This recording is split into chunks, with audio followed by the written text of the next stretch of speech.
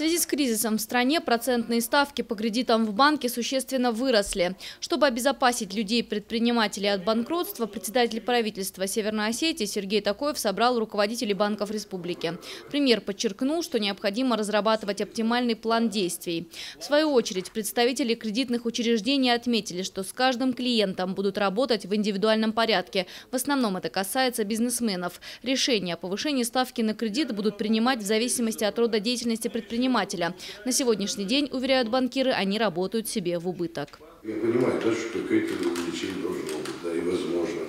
Но я попросил, чтобы это было предметом таких договоренностей с клиентами, да, чтобы предметом обсуждения их реального состояния. Потому что если для всех одинаково, тем более по тем ресурсам, которые уже были выданы, тоже может не совсем. По вновь выданным, да, можно устанавливать, какую вновь выдаваемую, да, и уже пусть клиент считает, устраивает его это, не устраивает. А вот по ранее выданным, конечно, если какой-то резкий будет скачок процентной ставки, то это может просто разорить клиентов. И, как говорится, невозврат увеличивается, просрочки увеличится, и реально никто не выиграет.